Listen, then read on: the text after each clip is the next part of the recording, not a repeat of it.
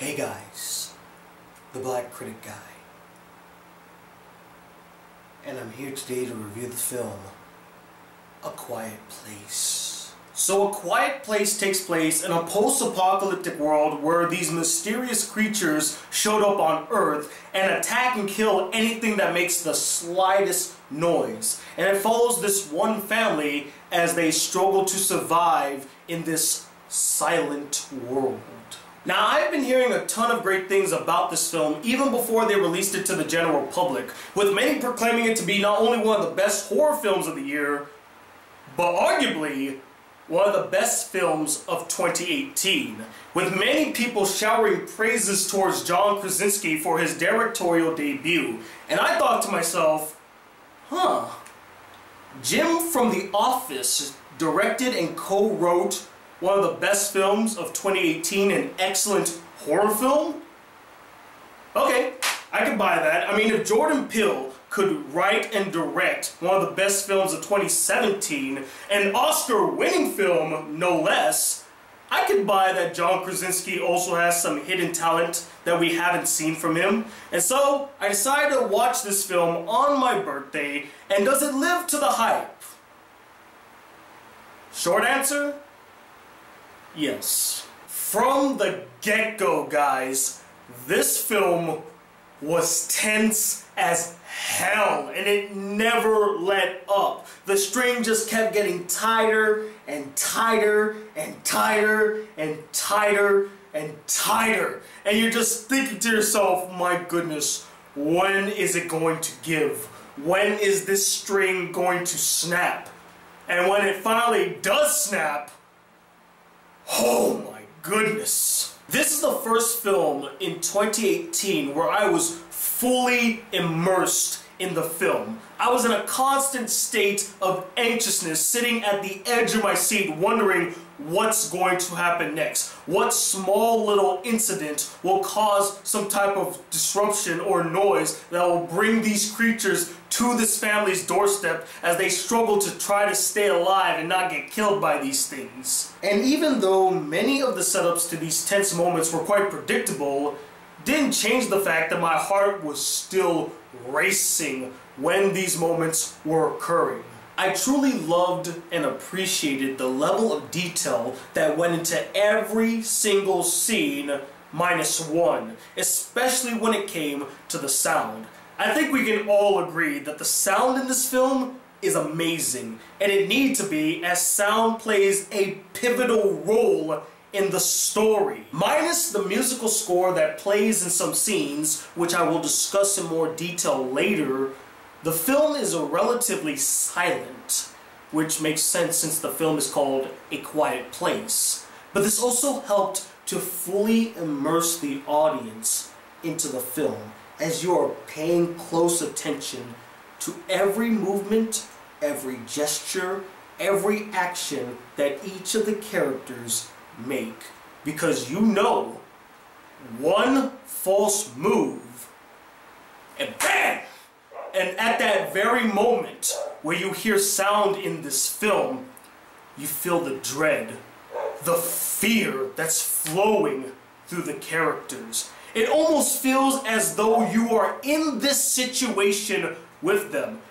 And when a film can make you feel that, that is an incredible film. Now, the story here for me isn't anything wholly original. It felt like a cross between I Am Legend and the video game The Last of Us. It's a rather simple, straightforward story, but it's extremely effective. As I mentioned before, you are just immersed in what is going on in this film. And they don't try to overcomplicate things. It's just a story about a family trying to survive and refraining from making any noise, or else these mysterious creatures will come out of nowhere and slice them to death. And tying into the fact that this is a semi-silent film, I adored the use of visual storytelling. They give us all the background information that we need about the story in the first 15 minutes through newspaper ads, signs, some writing from the characters, There's not one moment where the characters sit down and have to explain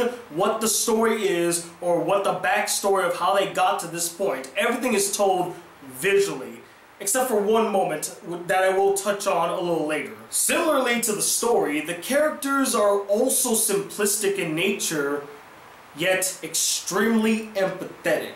You relate to these characters. You feel for their situation, their plight. You root for them. You like them. You want them to survive. You spend a lot of time kind of getting a gist of what these characters are like. You believe their bonds, the little small moments they share with each other. And the acting is fantastic. Everybody delivers. Now, did I have some problems with this film? Yes.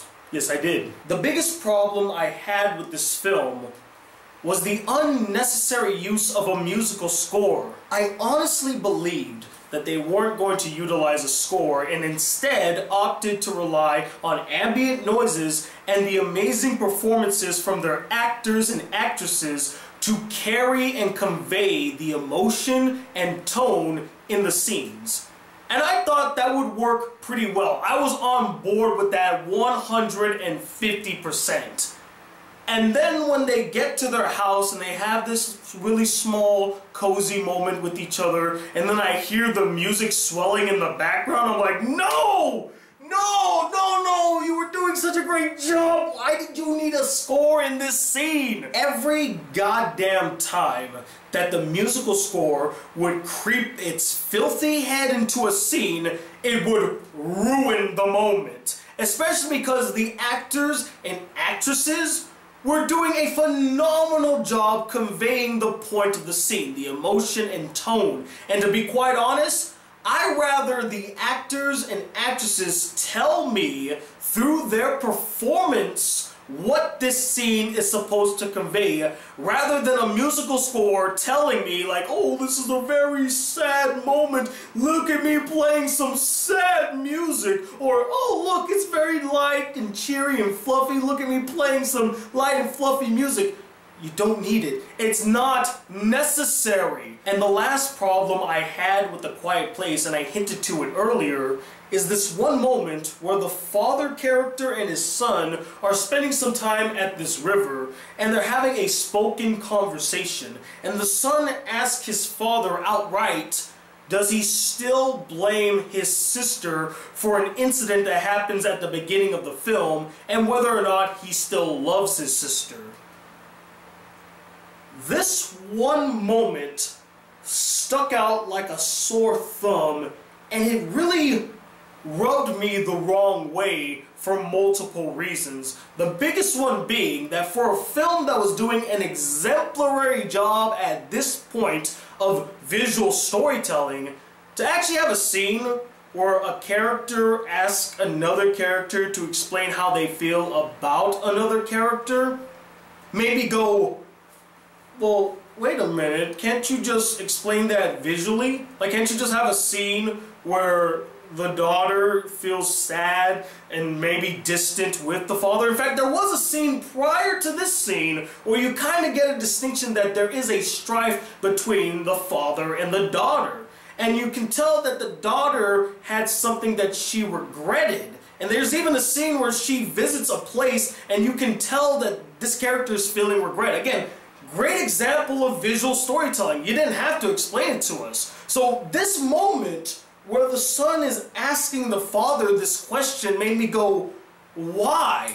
And secondly, there was a scene that was interspliced with this moment between the father and son where the daughter actually walks to this place and shows remorse and regret for her previous actions. And I thought that was a really great, well-handled scene that told us everything that we needed to know. But it was in conjunction to the spoken conversation that the father and son were having. And to me, this was kind of jarring once again, because I already get it. I get what this scene is trying to tell me. I get that the daughter feels remorse for her actions, and I get that there is some sort of strife. You don't need to ask this question. Overall, what I'm just trying to convey is I felt like this scene was, again, very pointless. Much like the musical score, this scene just didn't need to be in the film. If you were to remove this scene from the film, nothing about it honestly would change. Oh, I almost forgot. There is one more thing that did irk me about the film. Although I wouldn't consider it a con, I would consider it more a victim of circumstance. And I'll explain when I mention it. And that was the constant use of jump scares and loud noises. Now, I can't really fault the film too much as the film is mostly silent throughout. So even just the slightest noise would startle you, even though it's not loud or anything. But I did find it distracting how the film would constantly resort to these pointless jump scares that honestly led to nothing. There's just so many damn fake outs in this film that I got irritated, like, stop it already! But honestly, those issues come off as minuscule compared to how intense, engaging, and thrilling this film was from beginning to end. I agree with the critics that this is not only one of the best horror films I've seen this year, but might quite possibly be one of the best films of 2018. And it is most definitely one hell of a film. If you haven't seen it yet, go check it out. Do yourself a favor. But as always, guys, I'm not the end-all be-all opinion when it comes to A Quiet Place. I would love to know what you guys thought of this film as well. Do you freaking adore it? Do you also agree with my opinion and the critics? Or did you find it really boring, slow, daunting?